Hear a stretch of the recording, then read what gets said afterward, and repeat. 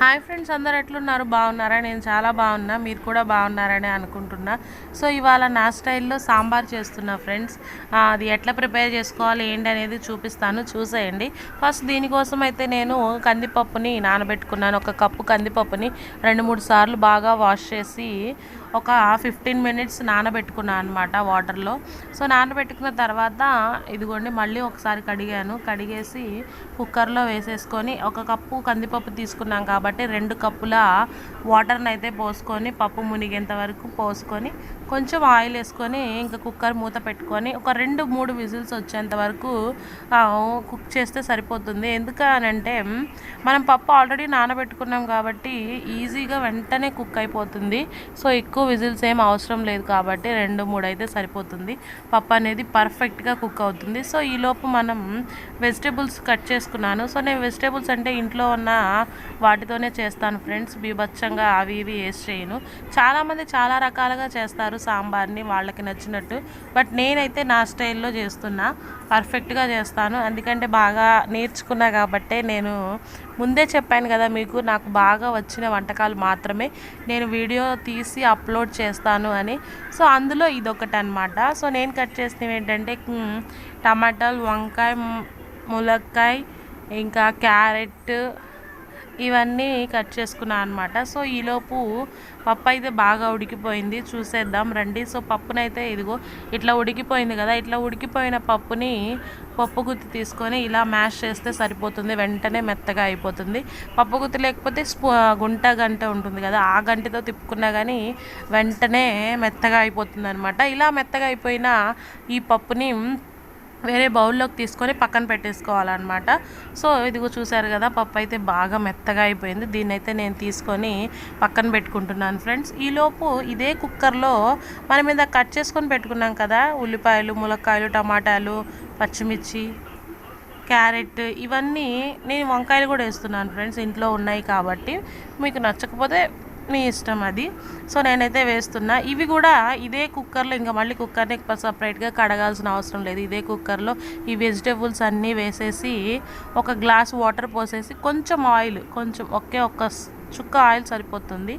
Oil వేసేసి ఇది కూడా ఒక 2 విజిల్స్, ఎక్కువ విజిల్స్ అవసరం లేదు, 2 విజిల్స్ వచ్చేంత వరకు కుక్ చేస్తే సరిపోతుంది. ఎందుకంటే అన్నీ వెంటనే ఉడికేవే కాబట్టి పెద్ద టైం తీసుకోదు. యాక్చువల్లీ మామూలుగా కూడా కుక్ చేసుకోవచ్చు, నేనైతే కుక్కర్లో చేస్తున్నా కాబట్టి మీకు కుక్కర్లో చూపిస్తున్నా. విడిగా చేసుకునే వాళ్ళు విడిగా కూడా చేసుకోవచ్చు, అది మీ ఇష్టం అనమాట.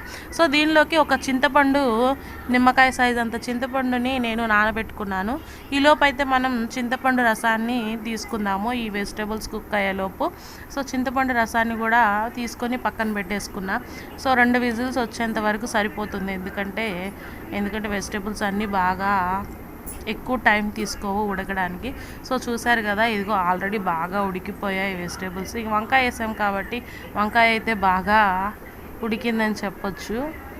సో ఇట్లా కుక్ అయిన వీటిలోకి మనం ఇందాక పప్పు పక్కన పెట్టుకున్నాం కదా, సో ఫస్ట్ అయితే చింతపండు రసాన్ని తీసుకున్నాం కదా, ఆ చింతపండు రసం వేసుకొని ఒకసారి బాగా కలుపుకున్న తర్వాత మనం పప్పు కూడా తీసుకొని పెట్టుకున్నాం కదా వేరే బౌల్లో, సో ఆ పప్పును కూడా ఇందులో వేసేసి ఈ వెజిటేబుల్స్లో వేసేసిన తర్వాత ఒకసారి మళ్ళీ తిప్పుకొని ఇందులోకి మనం ఉప్పు, పసుపు, కారాన్ని యాడ్ చేసుకొని మనకి ఎన్నైతే వాటర్ కావాలో అన్ని వాటర్ని, అంటే మన క్వాంటిటీని బట్టి, మనం తినేదాన్ని బట్టి, కొంతమంది పల్చగా కావాలంటే పల్చగా, లేదంటే చిక్కగా కావాలనుకుంటే చిక్కగా. నాకు తెలిసి సాంబార్ అంటే పల్చగా కొంచెం వాటర్ ఎక్కువే పడుతుంది, ఎక్కువ ఉంటేనే టేస్ట్ ఉంటుంది కాబట్టి.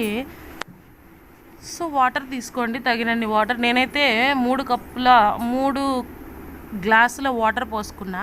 సో మా క్వాంటిటీని బట్టి, సో మీరు కూడా మీ క్వాంటిటీని బట్టి వాటర్ యాడ్ చేసుకొని బాగా తెరలనివ్వాలి, బాగా ఉడకనివ్వాలి అవన్నీ.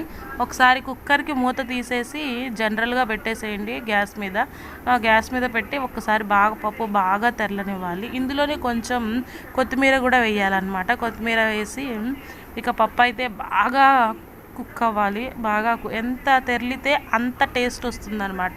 సో ఇందులోనే మనం ఈ తెరలేటప్పుడు కొంచెం ఒక చిన్న బెల్లం గడ్డ, అండ్ ఒక అది సాంబార్ పౌడర్ ఉంటుంది కదా, ఆ సాంబార్ పౌడర్ కూడా వేసుకోండి. పర్ఫెక్ట్గా ఉంటుంది పప్పు. నేనైతే సాంబార్ పౌడర్ వేసే క్లిప్ నాకు కొంచెం మిస్ అయింది friends. So sambar powder and కొంచెం బెల్లం గడ్డ. పప్పు తెల్లేటప్పుడు వేయండి, ముందుగానే వేయకండి, ఓకేనా? ఇట్లా చేయండి, పప్పు అనేది పర్ఫెక్ట్గా కుక్ అయిపోతుంది. సో పప్పు అనేది బాగా తెల్లుతుంది కదా, మీ క్వాంటిటీని బట్టి దించేసుకోండి. నేనైతే పప్పు నాకు ఈ క్వాంటిటీ సరిపోతుంది.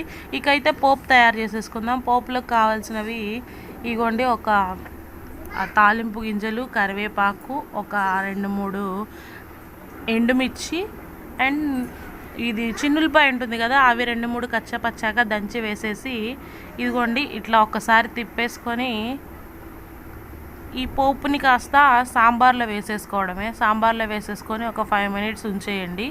అట్లా అంతే ఫ్రెండ్స్, నా స్టైల్లో చక్కగా అసలు సూపర్గా ఉంటుంది టేస్ట్ అయితే.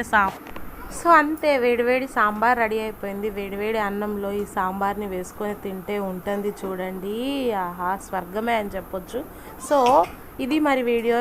సో మీకు కూడా ఈ వీడియో నచ్చితే లైక్ చేయండి, ఒకసారి ట్రై చేయండి ఇట్లా, ఎందుకంటే సూపర్గా ఉంటుంది. నాకు బాగా వచ్చినవి మాత్రమే నేను అప్లోడ్ చేస్తా అని మళ్ళీ చెప్తున్నా. సో ఒకసారి ట్రై చేయండి, ట్రై చేసి నాకు కామెంట్ చేయండి. వీడియో నచ్చితే లైక్ చేయండి. Thank you for watching guys, bye bye. Subscribe చేసుకోవడం మాత్రం మర్చిపోకండి ప్లీజ్.